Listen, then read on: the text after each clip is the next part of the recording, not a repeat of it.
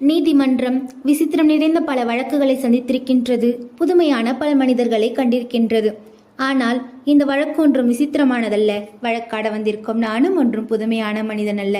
வாழ்க்கை பாதையிலே சர்வசாதாரணமாக தென்பட்டிருக்கும் ஜீவன்தான் நான். போலிச்சாமியார் வேடம் அணிந்து காளித்தனம் செய்தேன்.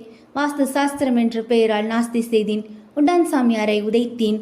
குற்றம் சாட்டப்பட்டிருக்கிறேன். இப்படியெல்லாம் நீங்கள் எதிர்பார்ப்பீர்கள் நான் இதையெல்லாம் மறுக்கப் போகிறேன் என்று. இல்லை, நிச்சயமாக இல்லை. சாமியார் வேடம் போட்டேன். ஏன், சாமியார்களே கூடாது என்பதற்காகவா? இல்லை, போலி சாமியாரை மாமியார் வீட்டிற்கு அனுப்பும் புத்தி பொதுமக்களுக்கு வர வேண்டும் என்பதற்காக. உடான் சாமியாரை உதைத்தேன். ஏன், அவன் ஆடிய டப்பாங்குத்து பிடிக்காமல் அவனை கும்மாங்குத்து ஆட சொல்லியா?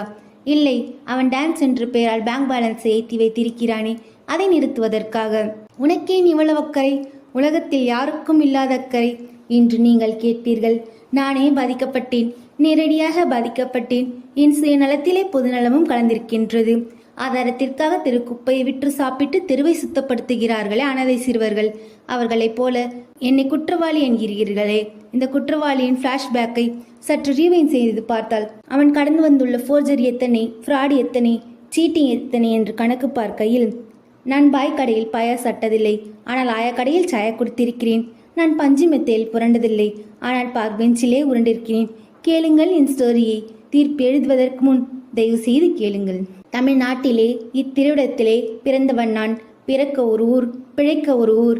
தமிழ்நாட்டின் தலையெழுத்திற்கு நான் மட்டும் என்ன விதிவிலக்கா?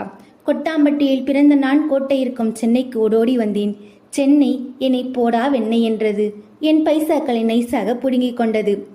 டீ குடிக்க கூட வக்கில்லாமல் அலைந்த நான் எம்டி ஸ்டமக்கில் கும்டி அடுப்பு போல் புகைந்தேன்.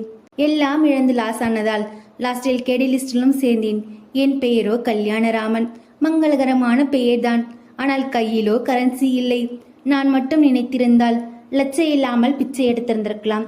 ஏதாவது ஒரு மாடர்ன் ஃபிகரை மடக்கி பிராக்கெட் போட்டிருந்திருக்கலாம். ஸ்மக்லிங் பண்ணி காலத்தை ஒட்டி இருந்திருக்கலாம். ஆனால் அதைத்தானா இந்த நீதிமன்றம் விரும்புகின்றது? வாடகை வீட்டுக்காரன் வாஸ்து சாஸ்திரம் என்ற பெயரால் விரட்டினான்.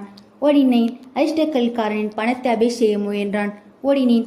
தாடி வைத்த சாமியார் தம் பிடிக்க வெட்டு வைத்தான். ஓடினேன் ஓடினேன் ஓடினேன். இன்டர்நெட் கார் வெட்டி வைத்து கோயில் விழுந்து ஓடினேன். பிடபிள்யூ காரில் வெட்டி வைத்து கோயில் விழுந்து ஓடினேன். ஹைவேஸ் டிபார்ட்மெண்ட் கார் வெட்டி வைத்து கோயில் விழுந்து ஓடினேன். எத்தனை வழிகளடா, அதில் எத்தனை குழிகளடா. ஓடினேன். சென்னையின் எல்லை வரை ஓடினேன். அங்கே கடல் இருந்ததால் திரும்பி வந்து விட்டேன். பாவம், என் வாழ்க்கையாகிவிட்டது ஒரு கூவம். என் ஓட்டத்தை நிறுத்தி இருக்க வேண்டும், வாட்டத்தை போக்கி இருக்க வேண்டும், வாழ்க்கை பாட்டத்தை மாற்றி இருக்க வேண்டும் என்று சட்டத்தை நீட்டுவோம். செய்தார்களா? வாழ விட்டார்களா இந்த கல்யாணராமனை? என்னை வீட்டை விட்டு விரட்டியது யார் குற்றம்? வாஸ்துவின் குற்றமா, அல்லது வாஸ்துவின் பெயரால் வீடுகளை இடித்து கொண்டிருக்கும் வாஸ்து தெரியாத வீணர்களின் குற்றமா? அதிர்ஷ்டக்கல்லை காட்டி பணத்தை அபிஷேகம் கொள்ளை கூட்டத்தை நாட்டில் நடமாட விட்டது யார் குற்றம்?